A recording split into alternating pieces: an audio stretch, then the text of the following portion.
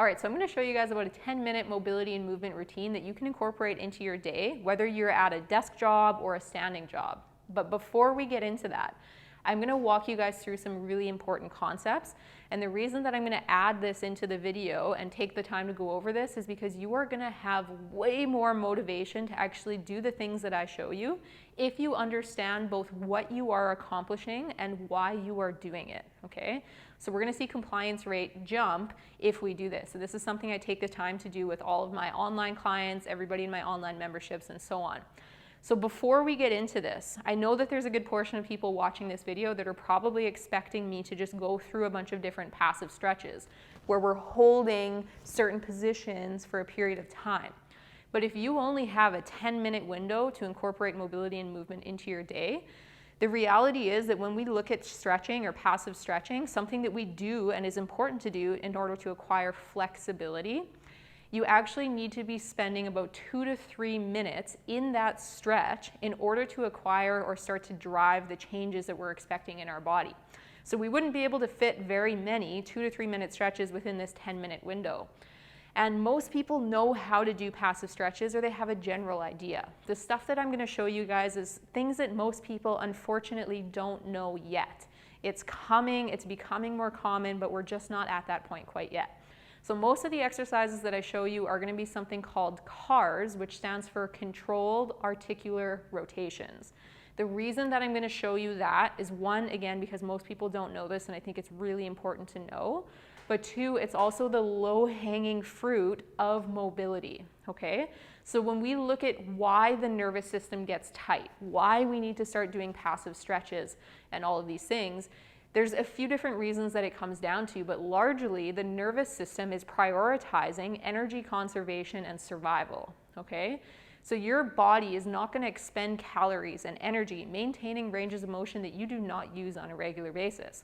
So if your job is largely in this space, you're not really moving throughout the day with your lower body, your upper body is largely working within this area here, your nervous system doesn't have very many reasons to maintain range of motion back here through your shoulder. Or if you're looking straight ahead down or just kind of off to the side slightly, again, your nervous system doesn't really have many reasons to maintain neck extension, okay, or full neck rotation if you're not using those positions or those movements on a day-to-day basis. So just spending time there, which you're doing in passive stretching, is just one small component of it. With the CARs, what we're going to touch on is acquiring time in all of these different positions, okay? We're also going to actively use those different positions, okay? So the nervous system, again, if you know neuroplasticity, which you probably do if you're watching this video, one of the concepts or one of the principles of neuroplasticity is use it or lose it. So not only are we just going to accumulate time there, we are going to use those ranges of motion, which will amplify the message to our nervous system that these ranges of motion, which is outside where you're spending most of your time, are also still important, and that you have the strength and control over those ranges of motion. So if I can use these ranges of motion and I can squeeze my muscles, I can develop tension, I can increase neural drive down my arm in those ranges and do so without pain, which is very important, then my nervous system has more reasons to maintain those ranges of motion. So for example, we're going to be doing something where we move our arm all the way around in the circle in this video, but do not confuse that with these, which we also see or often see happening before we do sports and activities. Okay, these arm circles, windmills, whatever you want to call them. With that, we're pretty passive. We're mostly using momentum. What I'm going to ask of you today is, through each of these exercises that we go through, I want you to slowly move through space to accumulate more time. And I want you to really make an active effort to flex the muscles down the limb that you are using in addition to the rest of your body. So if I'm moving my arm around in a circle, not only am I squeezing the muscles down my arm, I'm also going to squeeze the muscles throughout the rest of my body to increase neural drive down that arm, to amplify the message to my nervous system that I need those ranges of motion, and to limit contribution from other joints, because I also want to train my brain to be able to move my shoulder without moving other joints like my spine as I go through it to minimize compensations. So hopefully that gives you a little bit of an idea of why I'm going to show you what I'm going to show you today. I'm sorry for taking that much time to explain it, but I think that it is really, really important to know these things. So let's move on to the actual exercises. We're going to start with something called spine segmentation, where we are going to try to move our spine one piece at a time, and your ability to actually feel this movement happening and actually make it happen one piece at a time rather than seeing chunks of your spine move all at once will give you a good indication of your current spine mobility, spine health, and control over your spine. All right, so let's say I've got a desk or a chair in front of me. I'm going to actually do this spine exercise in something called a hip hinge, such that I can do it in standing, okay? Now what a hip hinge is if you've ever done a deadlift before, it's similar to the first movement in a deadlift. My spine isn't going to change position at all, but my hips are going to bend, and I'm going to shift my hips back with a soft bend in my knees, okay, such that I'm kind of loading up my hamstrings. I'm going to take my hands now and I'm going to put it on my desk or on the back of my chair. And what we're going to do is we're going to move from our head down to our tailbone one piece at a time into spine flexion. So if I start with kind of my chest up, spine arched, looking up towards the ceiling, I'm going to initiate the movement by giving myself as many double chins as I can, slowly pulling my chin down into my chest, trying to keep anything else from moving. Once my neck is completely rounded, then I'm going to start to curl through my upper back, applying a little bit of pressure through my hands as my collarbone and sternum start to cave inwards, and then I'm going to make my way through my spine, starting to tuck my pelvis underneath me, finding my abs, finding my glutes, such that my spine is now fully rounded into flexion, okay? If you want to, you can take a few breaths here. When we reverse, I'm going to try and initiate with my pelvis. I don't want anything else to move but my pelvis and my low back. I'm going to tilt that pelvis forward, start to creep my way up my spine into extension, applying a little bit of pressure down through my hands into the box to help me dial into those spine extensors. I'm going to start pulling my chest up towards the ceiling, pulling my sternum or my collarbones up towards the ceiling, and then ending by looking up as high as I can. Now this time I'm going to reverse with my low back. I'm going to find the highest point that I can on that ceiling and lock into it. Then I'm going to round my low back, tuck my pelvis underneath me, and start to curl my way through my spine one piece at a time from the bottom up. Inevitably, you're going to lose contact with that point on the ceiling, but you keep looking up because you don't want your neck to come down until the rest of your spine is flexed. Once your lumbar and thoracic spine are fully flexed, then your chin is going to come back down into your chest, looking down towards your feet. Now again, we're going to reverse with the low back, tilting that tailbone forward, creeping through your spine one piece at a time, asking yourself the question, can you feel your spine moving in individual pieces as if it is doing the wave with your spine, or do you feel like it is moving in chunks? If you take a video of yourself, how well can you move it one piece at a time, or again, does it look like it's moving in chunks? So that is something that we call a segmental cat-cow or a segmental spine wave. Okay, so we're intentionally trying to bring each joint into the picture as we go through the motion. You could do that same thing in sitting. So if I was sitting in a chair, say I had a chair here, I could do the same thing sitting in my chair and just have my hands on my desk and roll through that same movement. All right, so now we're going to move into something called neck cars. Now, as I roll through all these cars with you, I want you to make sure that you keep these completely pain-free. That's very important.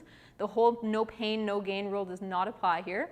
If you feel pain, you're going to dial that range of motion back and then detour around the painful range of motion such that the whole movement is 100% pain-free. But if you notice that you keep running into pain over and over again, that's a good indication that that's something that you probably want to go get assessed. So as we go through this, what we're going to do is we're going to start the same way we did with the spine one, in that we're going to give ourselves as many double chins as we can, and then we're going to curl our chin down into our chest. Now you're going to notice I have a wide stance here. I like to do this to keep my lower body active, so I've got all the muscles in my legs flexed, and I'm also going to keep my hands down at my side. I'm going to swing my chin across my left collarbone, rotating my neck that way as far as I can. Then I'm going to pull my left ear over my left shoulder. Okay, then I'm going to start rotating over to the other side, leading with my chin and my nose. Okay, when I can't rotate any further, I'm going to pull my chin down to the right shoulder, and then I'm going to sweep it back across my collarbone to midline. Then we're going to go back the other way. Rotate, sweep that chin across your right collarbone, Drop your right ear over your right shoulder. Start rotating all the way over to the left side. Pull your chin down to your left shoulder and then start to bring it back across. So again, if you notice any painful points, cut that range of motion out. Keep it 100% pain-free. If you notice it feels tight anywhere through that range of motion, it's a good idea to accumulate a little bit more time and really go slow through that specific range. All right, so now we're going to move into thoracic cars. It's very similar to neck cars, but this time for your thoracic spine. What I'm going to do is I'm going to start with spine flexion. Okay, I'm still going to stay in a wide stance here, just keep my lower body active. My neck has already had its turn to move, so I'm going to try and keep it still throughout.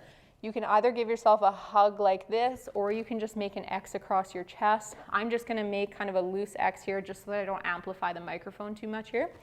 What I'm going to do here is I'm going to try and curl my thoracic spine inwards, okay? Making sure I don't lean too far forwards. I'm just trying to isolate this part of my thoracic spine. Once I'm in full flexion, I'm going to rotate over to the right side, making sure that the opposite hip doesn't come along for the ride. I'm going to drop my right shoulder down to that right hip, and then I'm going to start to go back into extension, making sure that it's pain-free in the back here. Once I come up to the top, I'm going to rotate to the other side, pull my left shoulder down to my left hip, and then curl back through into spine flexion. Pause, then going back the other way. Again, rotation, side bending to that side, pulling your chest up towards the ceiling. Find that extension. Rotate all the way to the other side. Don't let the lower body move.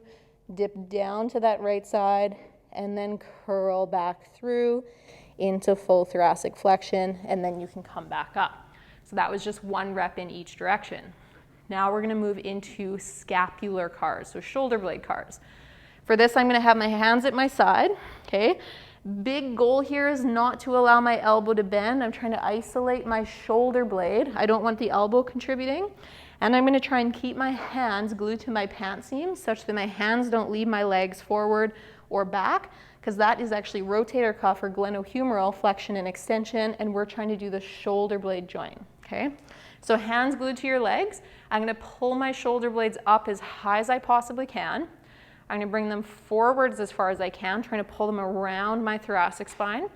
I'm going to slide them down my legs as far as I can, and then I'm going to bring them back as far as I can, slide them back up, come back forward. Now pause. We're going to reverse and go back the other way. Squeeze them back, slide them down, bring them forward, bring them up, and bring them back. And that's an easy scapular car exercise. The slower you go, the more you get out of it. Moving on to shoulder cars. This one's tricky. So that's the bad news. The good news is that the hip and the shoulder, because they're both ball and socket joints, it's pretty much the same exercise. So what I'm going to do for my shoulder is, again, I'm going to go wide stance. I like to take my opposite hand and place it on my ribs to make sure my rib cage does not move. I'm going to pull my arm across my body, squeezing my pec, going as far as I can without pain. Then I'm going to start to bring my arm up towards my ear, again, as high as I can without pain. Once I'm up here, I'm then going to spin my arm inwards such that I kind of go into a thumbs down motion. And I'm going to keep trying to spin the entire time I reach back behind me. In a good healthy shoulder, your hand will be facing away from you at the bottom. Then you're going to go straight back into extension, squeezing your triceps, squeezing the back of your shoulder. You're going to unwind through rotation, and then you're going to follow back through where you came from, starting to pull that arm back to the ear, and then back across the body, palm facing up, squeezing that pec as you come back across, and then back down at your side. And of course, you would repeat the same thing on the other arm. Now, like I said, the hip car is very similar. So for a hip car, it's helpful to have something for balance, whether it's a chair, a wall, or a stick. What I'm going to do here is I'm going to start with hip external rotation. So I'm going to try and rotate my hips such that my foot comes up like I'm kicking a hacky sack. I'm going to pull my leg as far across my body as I can. Then I'm going to come up, squeezing my hip flexors as I come up into flexion. Careful that as you do that, you don't start to round your spine. Okay, we're trying to isolate the hip. The spine's already had its turn. Then you're gonna bring your knee out to the side as far as you can, keeping your pelvis and belly button pointed forward. Now we're gonna assess internal rotation, spin that thigh inwards such that your foot comes up. As you do that, again, you're trying to keep that knee up high, don't let it drop down. See how much rotation you have. Then you're gonna reach back into extension, trying not to turn it into spine extension. Keep it honest and isolated to the hip. You'll pull your knee down and in. You'll come back through. Then we're gonna go back the other way, straight back into extension, squeeze your glute, don't let it turn into the spine. Pull that knee up towards your right shoulder. Then you're gonna rotate back through, and as you come back through, you're gonna end up coming back across, going through external rotation, and then coming back down. And of course, you would do the exact same thing on the other side. Be forewarned, you might get a hip cramp in the side of your hip, especially in this position here. If you do that, that's just your nervous system's way of telling you that you don't quite know how to use your hip within that specific range of motion, and it will get better with time and as your hip rotation starts to improve. So that's a quick little routine of exercises you can start integrating in. It takes a while to start to actually get the feel for the motions that you're going through and to remember them all. But follow along with this video, get the idea of what you're trying to accomplish, and then just sprinkle them in throughout your day, or take 10 minutes when you can and try to roll through your neck, thoracic spine, full spine, shoulder blade, shoulder, and hip. You should be able to roll through that within about 10 minutes. I do a routine like that where I go through my neck, thoracic spine, full spine, shoulder blade, shoulder, elbow, wrist, hip, knee, ankle, and toes every day in about 10 to 15 minutes, but that's because I practiced it over time, so I know how to go through the motions.